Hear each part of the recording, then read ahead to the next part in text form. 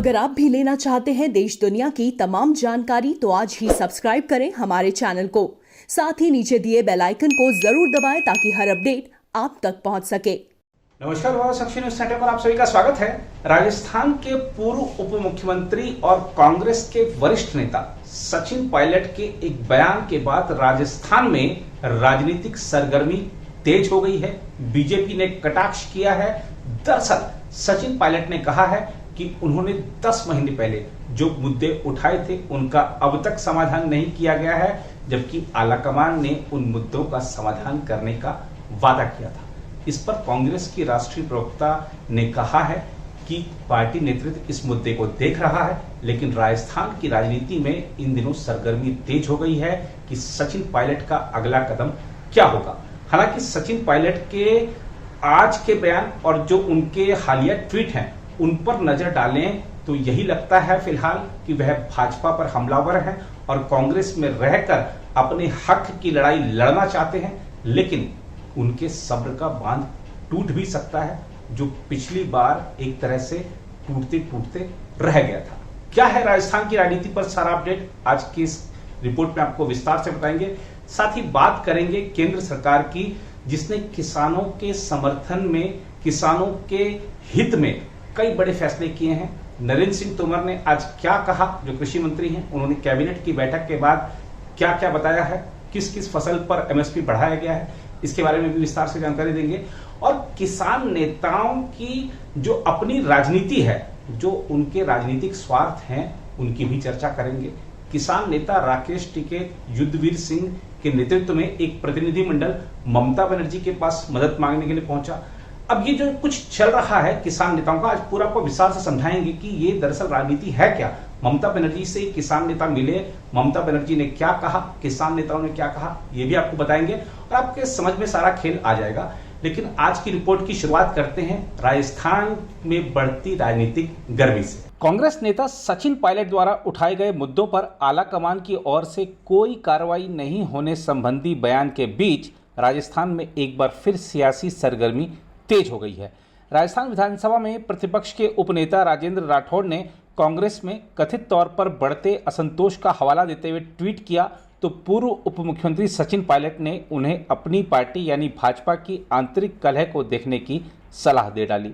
सचिन पायलट के एक हालिया साक्षात्कार के बाद राजेंद्र राठौड़ ने ट्वीट किया, आखिर मन का दर्द होठों पर आ ही गया, ये चिंगारी कब बारूद बनकर फूटेगी ये तो आने वाला वक्त ही बताएगा। कांग्रेस को सत्ता तक पहुंचाने में तत्कालीन कांग्रेस प्रदेशाध्यक्ष सचिन पायलट ने अहम भूमिका निभाई थी। सुलह कमेटी के पास मुद्दे अब भी अनसुलझे ही हैं, न जाने कब क्या हो जाए।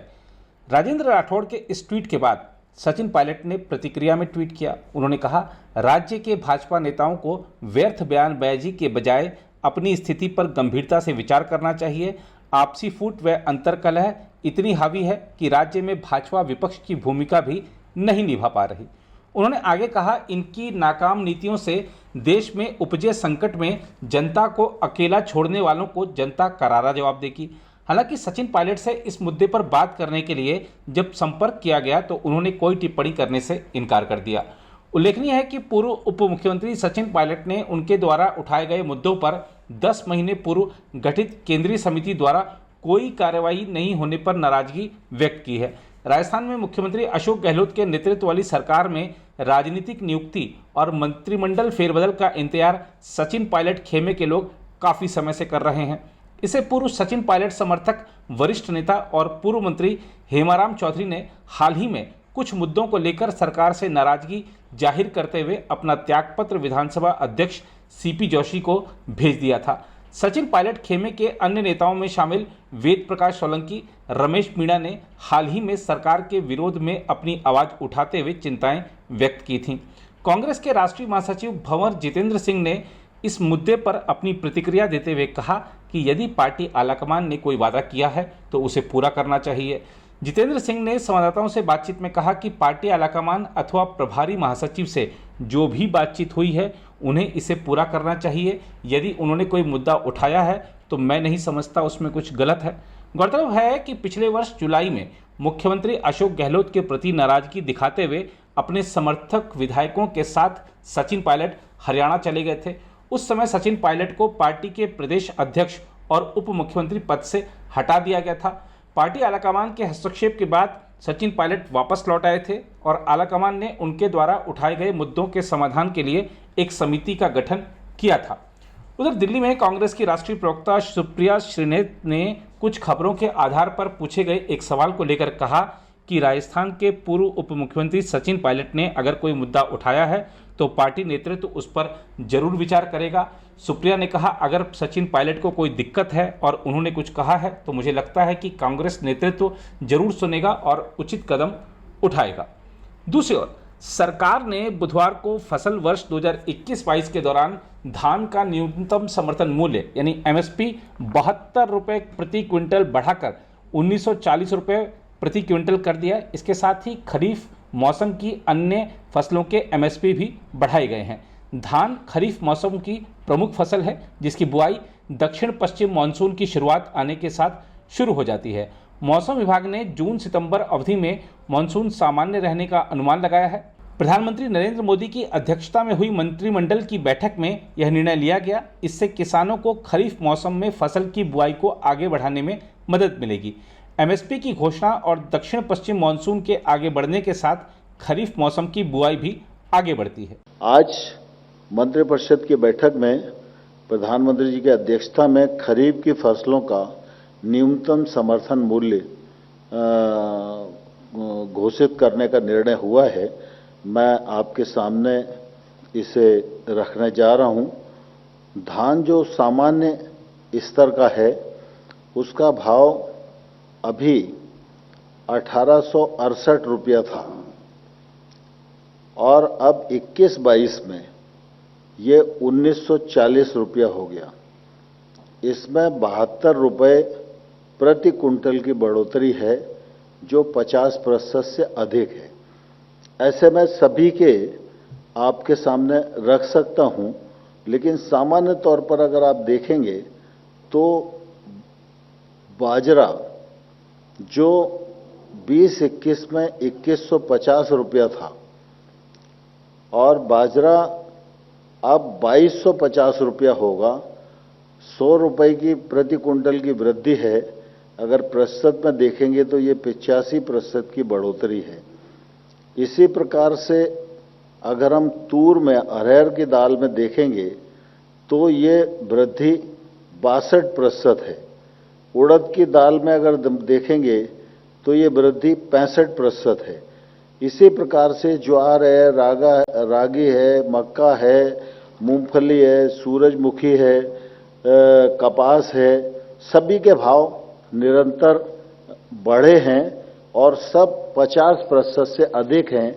ये टेबल आप सबके समक्ष पहुंचने वाली है। उधर एक और तो मोदी सरकार किसानों के हित में एक के बाद एक फैसले ले रही है, लेकिन दूसरी ओर अपने राजनीतिक स्वार्थों के चलते कुछ किसान नेता सरकार के खिलाफ माहौल बनाने में जुटे हुए हैं। दिल्ली की सीमाओं पर प्रदर्शन कर रहे किसान नेताओं का एक प्रतिनिधिमंडल आज पश्चिम बंगाल की मुख्यमंत्री ममता बनर्जी से मिलने कोलकाता पहुंचा, जिसके बाद भाजपा के खिलाफ अपनी राजनीतिक लड़ाई को उत्तर भारत की ओर बढ़ाने की कोशिश में ममता बनर्जी ने 3 नए कृषि कानूनों के खिलाफ प्रदर्शन कर रहे किसानों के समर्थन में विपक्ष शासित राज्यों को एकजुट करने का वादा करते हुए कहा कि उनका उद्देश्य सत्ता से नरेंद्र मोदी सरकार को हटाना है। राकेश टिकैत और युद्धवीर सिंह के नेतृत्व में आए किसान नेताओं के साथ आज हुई बैठक में तृणमूल कांग्रेस अध्यक्ष ने कहा, एक ऐसा मंच होना चाहिए जहां राज्य नीतिगत विषयों पर बातचीत कर सकें। उन्होंने कहा कि राज्यों को निशाना बनाना संघीय ढांचे के लिए अच्छी बात नहीं है। किसान नेता भाजपा के नेतृत्व वाली केंद्र सरकार द्वारा पारित 3 नए कृषि कानूनों के खिलाफ तथा न्यूनतम समर्थन मूल्य की गारंटी देने वाला राष्ट्रीय कानून लाने के पक्ष में अपने आंदोलन में ममता बनर्जी का समर्थन हासिल करने आए थे। उत्तर भारत के किसान संगठनों के नेताओं के प्रति समर्थन जताने से कुछ दिन पहले ही तृणमूल कांग्रेस ने घोषणा की थी कि पार्टी पश्चिम बंगाल की भौगोलिक सीमाओं के बाहर भी अपना प्रभाव बढ़ाएगी। राकेश टिकैत और युद्धवीर सिंह की अगुवाई वाले भारतीय किसान यूनियन ने पश्चिम बंगाल विधानसभा चुनाव से पहले भाजपा को कोई वोट नहीं अब यह अभियान चलाया था। उनकी आने वाले समय में अन्य राज्यों के चुनाव में भी इसी तरह की योजना है, जिनमें उत्तर प्रदेश भी है, जहां भाजपा कुछ छोटे दलों के साथ मिलकर सरकार चला रही है। ममता बनर्जी ने किसान नेताओं से मुलाकात के बाद कहा, किसानों के आंदोलन को हमारा समर्थन रहेगा। भारत पूरी उत्सुकता से ऐसी नीतियों का इंतजार कर रहा है जिनसे कोविड-19 से लड़ने में किसानों और उद्योगों की सहायता करने में मदद मिल सकती है। मुख्यमंत्री ने कहा, किसानों से बात करना इतना मुश्किल क्यों है। मुख्यमंत्री ने कहा कि किसान नेताओं ने उनसे अनुरोध किया है कि वह किसानों के विषयों पर अन्य राज्यों के नेताओं से बात करें और किसान संगठनों के साथ संवाद आयोजित करें। उन्होंने कहा, किसान आंदोलन केवल पंजाब, हरियाणा या उत्तर प्रदेश के लिए नहीं है, यह पूरे देश के लिए है। तृणमूल कांग्रेस के उपाध्यक्ष और पूर्व केंद्रीय वित्त मंत्री यशवंत सिन्हा भी किसानों के साथ बैठक में उपस्थित थे। उन्होंने कहा, खेती के व्यावसायीकरण के चलन को रोकना आवश्यक है। हम किसानों के साथ हैं। हम चाहते हैं कि तीनों कानूनों को वापस लिया जाए और एमएसपी पर एक नया कानून लाया जाए।